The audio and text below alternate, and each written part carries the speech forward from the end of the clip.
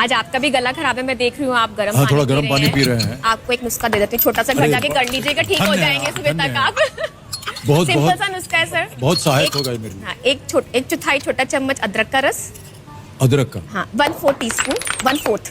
1/4 हाँ, 1/4 टीस्पून तुलसी का रस, तुलसी का रस, 1/4 टीस्पून हनी, शहद, तुलसी रस और अदरक का रस। इनको मिला के पेस्ट बना लीजिएगा। हाँ जी, इसको आप स्वेलो कर लीजिएगा, चढ़ सुबह जाए। तक बिल्कुल ठीक हो जाएंगे आप। कितने महीने लगेंगे उसको? महीने नहीं